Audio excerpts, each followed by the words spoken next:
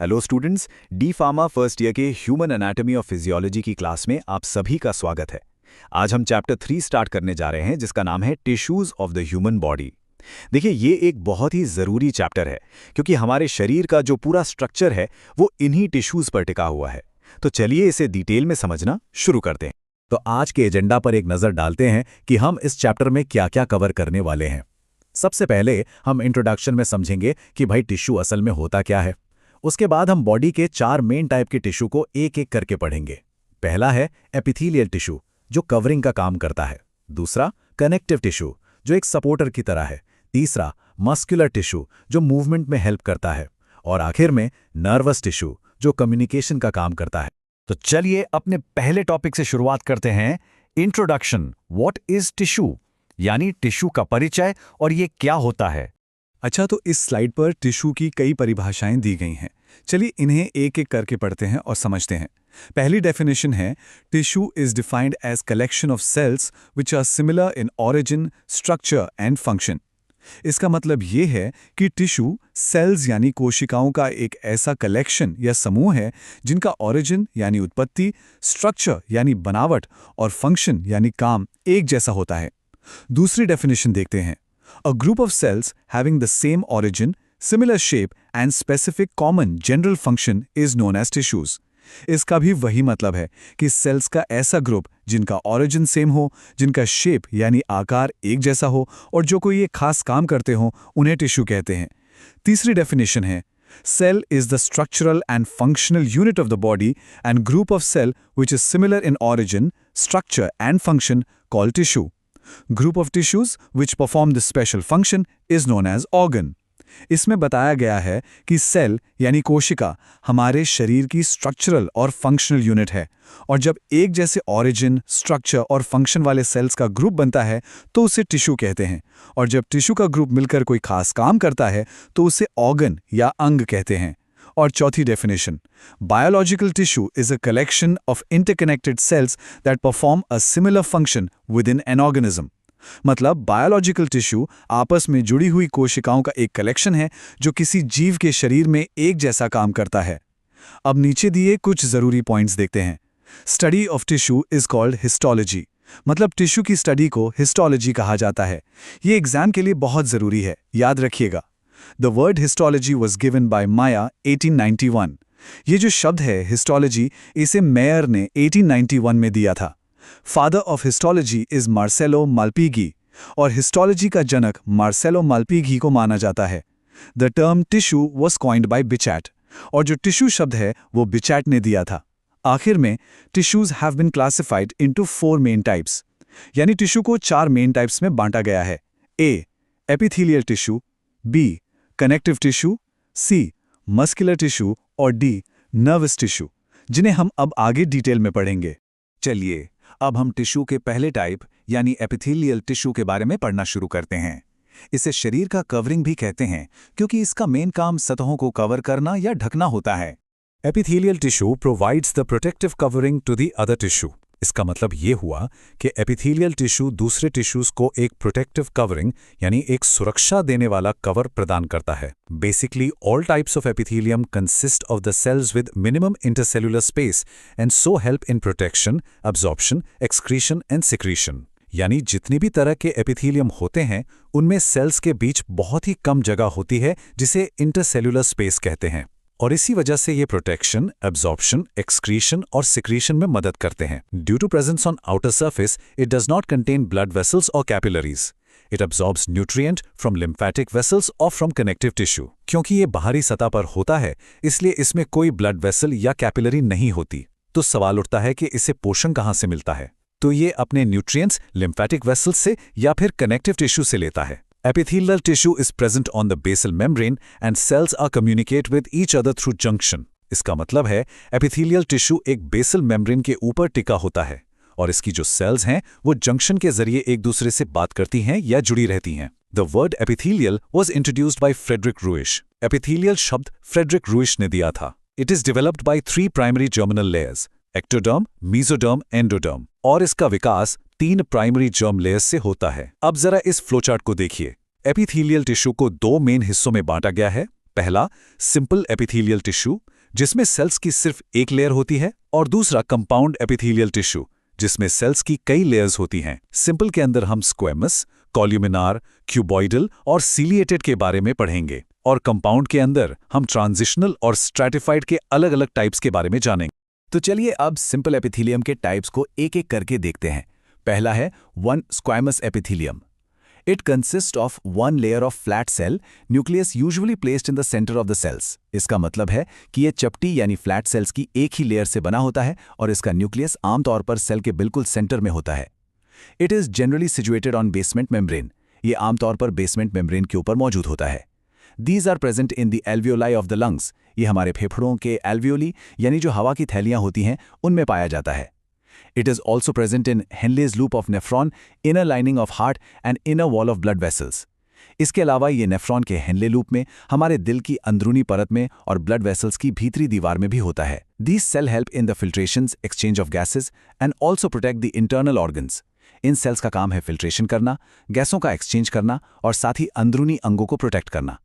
दाईं तरफ जो डायग्राम है उसमें आप देख सकते हैं, सबसे ऊपर चपटी स्क्वेमस एपिथेलियल सेल्स हैं, उसके ठीक नीचे बेसमेंट मेम्ब्रेन है और फिर कनेक्टिव टिश्यू है। अब दूसरा टाइप देखते हैं, to columnar epithelium. They are composed of single layer of tall and slender cells in which height of cell is more than breath.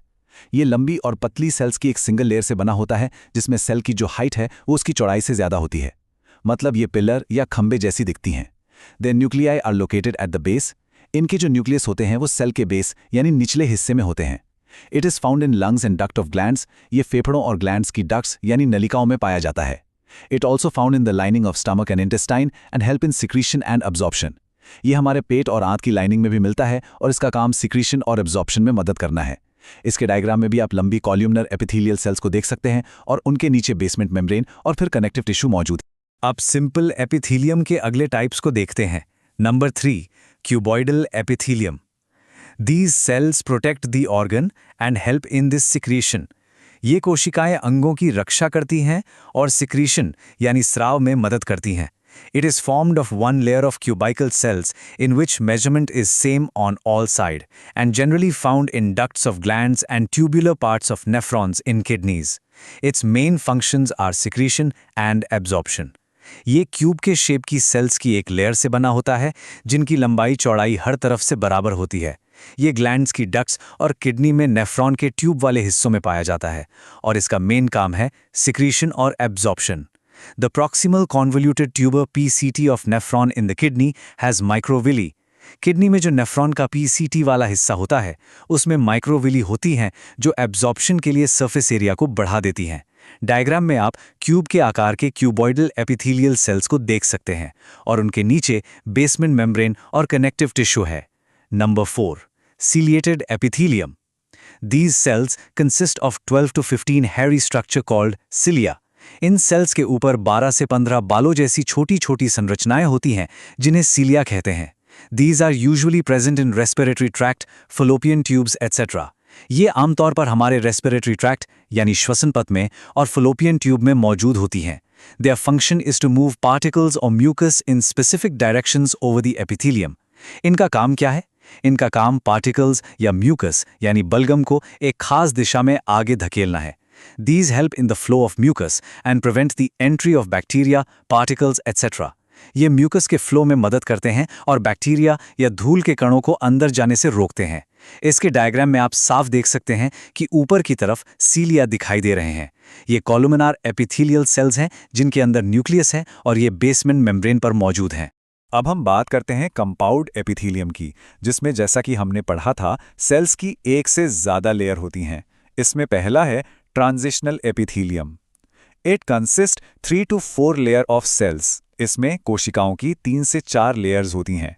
These are known transitional because its nature is migrating from simple to stratified epithelial cells. It means these can be stretched और compressed. इन्हें transitional क्यों कहते हैं? क्योंकि इनकी प्रकृति simple से stratified में बदलने की होती है। आसान शब्दों में कहें तो ये फैल सकते हैं यानी स्ट्रेच हो सकते हैं और सिकुड़ भी सकते हैं यानी कंप्रेस हो सकते हैं। They are found in the pelvis of kidney, ureters, urinary bladder, urethra. ये किडनी के पेल्विस, यूरेटर्स यानी मूत्रवाहिनी, यूरिनरी ब्लैडर यानी मूत्राशय और यूरेथ्रा यानी मूत्र मार्ग में पाए जाते हैं। These are helpful in protection of the organ. These also prevent reabsorption of the excreted material back into the system. ये अंगों की सुरक्षा में मदद करते हैं, साथ ही ये जो भी वेस्ट मटेरियल बाहर निकाला गया है उसे वापस सिस्टम में जाने से भी रोकते हैं। नीचे जो डायग्राम है उसमें हम इसकी लेयर्स को देख सकते हैं। सबसे ऊपर हैं सरफेस सेल्स, बीच में है इंटरमीडिएट सेल्स और सबसे नीचे बेसल सेल्स। ये सभी बेसमेंट मेम्ब्रेन पर टिकी हुई हैं और उसके नीचे कनेक्टिव टिश्यू है।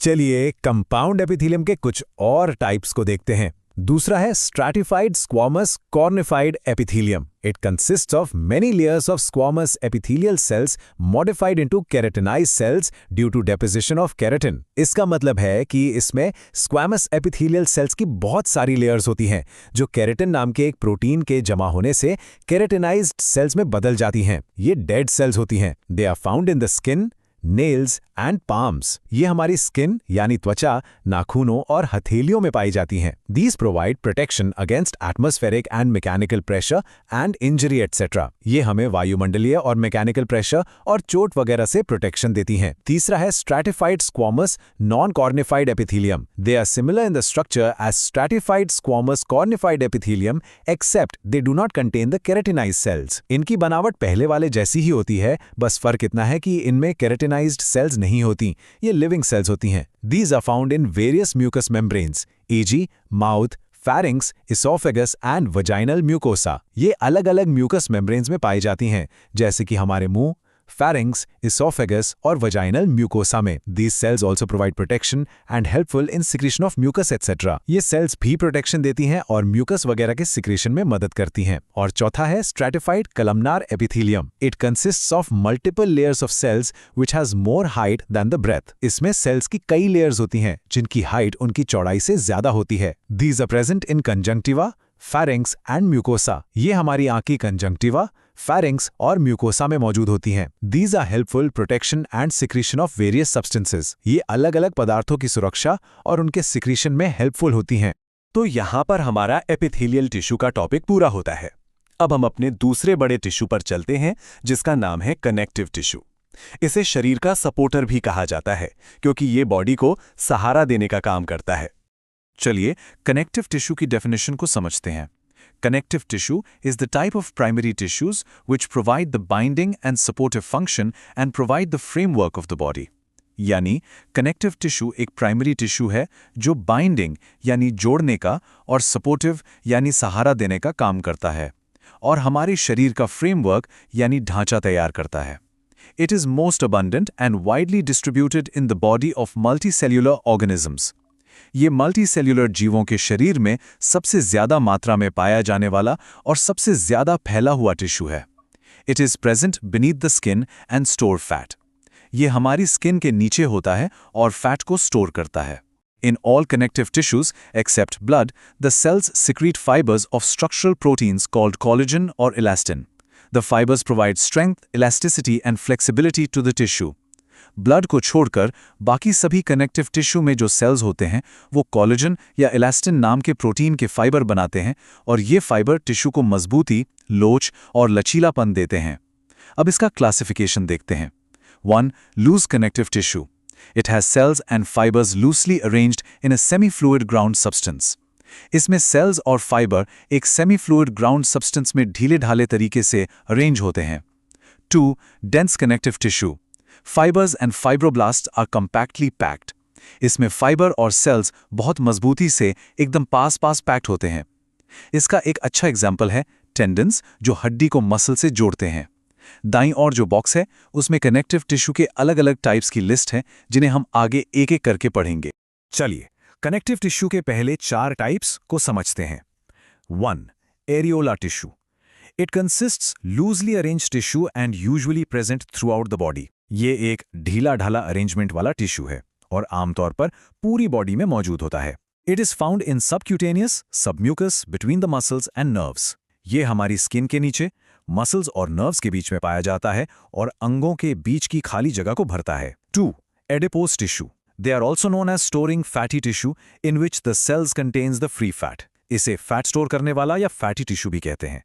इसकी सेल्स के अंदर फ्री फैट भरा होता है। Excessive nutrients which are not used immediately are converted into fats and are stored in this tissue. जब हम ज़रूरत से ज़्यादा खाना खाते हैं तो जो एक्स्ट्रा न्यूट्रिएंट्स होते हैं वो फैट में बदलकर इसी टिश्यू में स्टोर हो जाते हैं। 3. Fibrous tissue. It is also known as white fibrous tissue because it is mainly consists of white fibres of collagen cells. इसे व्हाइट फाइब्रस टिश्यू भी कहते हैं क्योंकि ये मुख्य रूप से कोलाजन सेल्स के व्हाइट फाइबर्स से बना होता है। It function is to attach the different tissue and different part of body to provide the mechanical protection from stretching and pressure. इसका काम अलग अलग टिश्यूज और बॉडी पार्ट्स को जोड़ना है ताकि खिंचाव और दबाव से मैकेनिकल प्रोटेक्शन मिल सके। 4. Elastic tissue. It is mainly consist of elastic fibers and present in the walls of arteries and air passage of respiratory tract. इसमें मुख्य रूप से इलास्टिक फाइबर होते हैं और ये आर्टरीज की दीवारों में और रेस्पिरेटरी ट्रैक्ट के एयर पैसेज में मौजूद होता है। It provide strength to the supporting muscles and helpful to maintain the erect position of the spine. ये सपोर्टिंग मसल्स को ताकत देता है और हमारी रीढ़ की हड्डी को सीधा रखने में मदद करता है। यहाँ एक स्टडी टिप भी दी गई है, a real alien found elastic lemonade. ये इन टाइप्स के नाम याद रखने का एक मजेदार तरीका हो सकता है। अब चलिए अगले टाइप्स देखते हैं। 5. Lymphoid tissue. Lymphoid tissue contains lymph, lymph gland, lymphatic vessels and present in small intestine, pharyngeal tonsils, etc. Lymphoid tissue में lymph, lymph gland और lymphatic vessels होते हैं और ये छोटी आंत tonsils जैसी जगहों पर होता है। It supplies lymphocytes to the blood and provides protection against bacterial infection. इसका काम ब्लड को lymphocytes देना है और बैक्टीरियल इन्फेक्शन से बचाना है। 6. Reticular tissue. They are similar to the areolar tissue, except lymphocyte cells present in a very large number. ये areolar tissue जैसा ही होता है, बस फर्क ये है कि इसमें बहुत बड़ी संख्या में lymphocyte cells होती हैं। It is present in spleen, liver, lymph gland and bone etc. ये spleen, liver, lymph gland और bone में मौजूद होता है। 7. Cartilage. Cartilage is a connective tissue and elastic in nature. It contains large amount of matrix. Cartilage एक connective tissue है जो elastic होता है यानी लचीला होता है। इसमें बहुत ज्यादा मात्रा में मैट्रिक्स होता है। It is generally found at the joints between the bones. It is present in the tip of nose, outer ear joints, between adjacent bones of the vertebral column in adults. ये आमतौर पर हड्डियों के बीच joints पर पाया जाता है, जैसे कि हमारी नाक की नोक पर, बाहरी कान में और हमारी रीढ़ की हड्डियों के बीच में ये मौजूद होता है। नीचे बताया गया है कि कार्टिलेज 3 तरह के होते हैं: हाइलिन कार्टिलेज, फाइब्रोकार्टिलेज और इलास्टिक कार्टिलेज। कनेक्टिव टिश्यू का 8वां टाइप है बोन यानी हड्डी। Bones are the hardest connective tissue which consist the skeleton. हड्डियां हमारे शरीर का सबसे हार्ड कनेक्टिव टिश्यू हैं जो मिलकर हमारा स्केलेटन यानी कंकाल बनाती हैं। It contains ground substance and bone cells. इसमें ग्राउंड सब्सटेंस और बोन सेल्स होते हैं। Calcium salts are present in the ground substance. इसके ग्राउंड सब्सटेंस में कैल्शियम सॉल्ट्स होते हैं जो इसे इतनी मजबूती और कठोरता देते हैं। Bones provide framework to the body and helps in protection and movement. हड्डियां शरीर को एक फ्रेमवर्क देती हैं और प्रोटेक्शन और मूवमेंट में मदद करती हैं। बोन सेल्स 3 तरह की होती हैं: ऑस्टियोब्लास्ट, ऑस्टियोक्लास्ट्स और ऑस्टियोसाइट। हड्डियों को 2 टाइप्स में बांटा गया है। A. Compact bone. It contains Haversian canals that runs longitudinally. इसमें हैविशियन कैनाल्स होती हैं जो लंबाई में जाती हैं। ये हड्डी की बाहरी ठोस लेयर होती है। B. Cancellous bone, spongy bones. It contains canaliculi present between the lacuna which carry the nutritive material. इसमें लैक्यूने के बीच कैनालिक्यूली होती हैं जो पोषक पदार्थ ले जाती हैं। ये हड्डी का अंदरूनी स्पंज जैसा हिस्सा होता है। यहाँ एक स्टडी टिप भी है: bones need calcium for strength, यानी हड्डियों की मजबूती के लिए कैल्शियम बहुत जरूरी। अब हम बात करेंगे फ्लूइड कनेक्टिव टिश्यू की, जो लिक्विड यानी तरल अवस्था में होते हैं। पहले देखते हैं 9. Blood. Blood is the fluid connective tissue distributed in blood vessels and pumped by heart. Blood एक फ्लूइड कनेक्टिव टिश्यू है जो ब्लड वेसल्स में बहता है और हमारा हार्ट इसे पंप करता है। The ground substance of blood is watery fluid called plasma and various types of cells are suspended in it. Blood का जो ग्राउंड सब्सटेंस है वो एक पानी जैसा लिक्विड है जिसे प्लाज्मा कहते हैं, और इसी प्लाज्मा में कई तरह के सेल्स तैरते रहते हैं। ये सेल्स हैं एरिथ्रोसाइट्स यानी रेड ब्लड सेल्स, ल्यूकोसाइट्स यानी व्हाइट ब्लड सेल्स और blood platelets. Blood is helpful in transportation of gases e.g. O2, CO2, nutritive material and hormones. Blood का काम गैसों जैसे ऑक्सीजन, कार्बन डाइऑक्साइड, पोषक तत्वों और हॉर्मोन्स को एक जगह से दूसरी जगह ट्रांसपोर्ट करना है। अब देखते हैं 10. Lymph. Lymph is modified tissue containing 94% water and 6% solid चीजें होती हैं, and only lymphocytes are present in the form of cells. और सेल्स के नाम पर इसमें सिर्फ लिम्फोसाइट्स होते हैं, जो एक तरह के वाइट ब्लड सेल हैं। Lymph is providing the protection against infection. Lymph का मेन काम हमें इन्फेक्शन से प्रोटेक्शन देना है। अच्छा, तो अब हम तीसरे टाइप की टिश्यू पर आते हैं, मस्कुलर टिश्यू, जो हमारी बॉडी में मूवमेंट यानी गति के लिए जिम्मेदार है। इस स्लाइड पर मस्कुलर टिश्यू का एक इंट्रोडक्शन दिया गया है। Each muscle is made of many long cylindrical fibres arranged in parallel manners. हर एक मसल बहुत सारे लंबे सिलिंड्रिकल फाइबर से बनी होती है, जो एक दूसरे के पैरेलल अरेंज होते हैं। Muscle fibres contract, shorten in response to stimulation, then relax, lengthen, and return to their uncontracted state in a coordinated fashion. Muscle fibre को जब कोई सिग्नल या स्टिमुलेशन मिलता है तो वो कॉन्ट्रैक्ट होते हैं, यानी सिकुड़ते हैं, और फिर रिलैक्स होकर अपनी नॉर्मल स्टेट में वापस आ जाते हैं। मसल टिश्यू को 3 टाइप्स में बांटा गया है। 1. Skeletal muscle tissue, 2. Smooth muscle tissue और 3. Cardiac muscle tissue. हम पहले टाइप स्केलेटल मसल टिश्यू की बात करते हैं। These tissues are closely attached to skeletal bones. ये टिश्यू हमारी skeletal bones यानी कंकाल की हड्डियों से मजबूती से जुड़े होते हैं। In a typical muscle, such as the biceps, striated, striped skeletal muscle fibers are bundled together in a parallel fashion.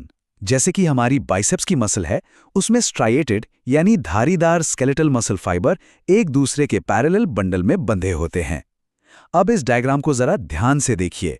यहाँ एक बोन यानी हड्डी है, जिससे टेंडन के जरिए मसल बेली यानी मसल जुड़ी हुई है। मसल बेली के अंदर फैसिकल हैं और फैसिकल के अंदर मायोफाइबर या मसल फाइबर होते हैं। अब मस्कुलर टिश्यू के बाकी 2 टाइप्स को भी देख लेते हैं। दूसरा है smooth muscle tissue. Smooth fibres taper at both ends and do not show striations. Smooth muscle के जो फाइबर होते हैं वो दोनों सिरों पर पतले होते हैं और इनमें कोई धारियां यानी स्ट्राइएशंस नहीं होती। Smooth muscle as involuntary as their functioning can not be directly controlled. Smooth muscle involuntary होती है, मतलब इसके काम पर हमारा सीधा कंट्रोल नहीं होता। It is found in the wall of internal organs such as the blood vessels, stomach and intestine. ये हमारे अंदरूनी अंगों जैसे कि ब्लड वेसल्स, पेट और आंत की दीवारों में पाई जाती है। लेफ्ट साइड के डायग्राम में आप देख सकते हैं, ये स्पिंडल शेप्ड सेल्स हैं। इनके सिरे पतले हैं, टेपर्ड एंड्स। इनमें कोई धारियां, नो स्ट्राइएशंस नहीं है और सेंटर में एक न्यूक्लियस है। अब देखते हैं 3. Cardiac muscle tissue. It is only present in the heart. ये सिर्फ और सिर्फ हमारे दिल यानी हार्ट में पाया जाता है। It is also an involuntary tissue and it is self regulated. ये भी एक इनवॉलंटरी टिश्यू है और ये सेल्फ रेगुलेटेड है, मतलब ये खुद ही काम करता है, हमें इसे कंट्रोल नहीं करना पड़ता। Cell junctions fuse the plasma membranes of cardiac muscle cells and it looks like striated muscle. Cell junctions cardiac muscle cells की plasma membrane को आपस में जोड़ देते हैं और ये दिखने में striated muscle जैसी ही लगती है। दाईं ओर के डायग्राम में देखिए, इसमें branched fibers यानी शाखाओं वाले फाइबर हैं, striations यानी धारियां हैं, न्यूक्लियस है और इंटरकैलेटेड डिस्क्स भी हैं जो कार्डियक मसल सेल्स को एक दूसरे से कसकर जोड़ती हैं ताकि दिल एक यूनिट की तरह धड़क सके। और अब हम आ गए हैं अपने आखिरी सेक्शन पर, नर्वस टिश्यू। इसे बॉडी का कम्युनिकेटर कहते हैं क्योंकि ये शरीर के अंदर मैसेजेस और सिग्नल्स को पहुंचाने का काम करता है। चलिए नर्वस टिश्यू को समझते हैं। They are specialised tissue for reception, discharge of stimuli and transmission. ये एक खास तरह का टिश्यू है जो स्टिमुला यानी उत्तेजना को रिसीव करने, डिस्चार्ज करने और ट्रांसमिट करने के लिए बना है। Nerve tissue consists the nerve cells and nerve fibres. Nerve tissue में नर्व सेल्स और नर्व फाइबर्स होते हैं। Neurons, the unit of neural system, are excitable cells. Neurons जो हमारे न्यूरल सिस्टम की यूनिट हैं, वो एक्साइट होने वाली सेल्स होती हैं। अब बॉक्स में दिए गए नर्वस सिस्टम के कंपोनेंट्स को देखते हैं। Nerve cell, each nerve cell consists a nucleus and highly specialized protoplasm. Her nerve cell में एक न्यूक्लियस और एक बहुत ही खास तरह का प्रोटोप्लाज्म होता है। Axon, it is main fiber that arises from the body of each nerve cell. The impulses are passes through the axon only in one direction. ये एक मेन फाइबर है जो हर नर्व सेल की बॉडी से निकलता है। जो भी सिग्नल या इम्पल्स होता है वो एक्सॉन से सिर्फ एक ही डायरेक्शन में आगे बढ़ता है। Dendrites, these are the short fibers arises from the body of the nerve cell. They conduct the impulses towards the cell body. ये नर्व सेल की बॉडी से निकलने वाले छोटे छोटे फाइबर होते हैं। इनका काम इम्पल्स को सेल बॉडी की तरफ लाना है। Cell body, The cell body contains cytoplasm, specific cell organelles, nucleus, and certain granular bodies called Nissls granules. Cell body के अंदर साइटोप्लाज्म, कुछ खास सेल ऑर्गेनल्स, न्यूक्लियस और कुछ दानेदार बॉडीज होती हैं जिन्हें निसल्स ग्रैन्यूल्स कहते हैं। अब दाईं ओर न्यूरॉन का जो बड़ा सा डायग्राम है उसे देखिए। सेंटर में है सेल बॉडी या साइटोन, जिसके अंदर न्यूक्लियस और निसल्स ग्रैन्यूल्स हैं। सेल बॉडी से जो छोटे छोटे फाइबर निकल रहे हैं वो हैं डेंड्राइट्स। जो एक लंबा फाइबर निकल रहा है वो है एक्सॉन, जिसके ऊपर मेडुलरी शीथ की कवरिंग है और बीच बीच में नोड्स ऑफ रैनवियर हैं। एक्सॉन के आखिर में एक्सॉन एंडिंग्स और सिनेप्स हैं, जहां से सिग्नल अगली सेल तक जाता है। और इसी के साथ ह्यूमन एनाटॉमी और फिजियोलॉजी का chapter 3 tissues of the human body यहीं खत्म होता है। आज की क्लास में हमने चारों मेन टाइप के टिश्यूज एपिथेलियल, कनेक्टिव, मस्कुलर और नर्वस और उनके अलग अलग टाइप्स को डिटेल में समझा है। उम्मीद है कि ये क्लास आप सबके लिए यूजफुल रही होगी। अपने एग्जाम्स के लिए इस चैप्टर को अच्छी तरह से रिवाइज जरूर कर लीजिएगा। धन्यवाद।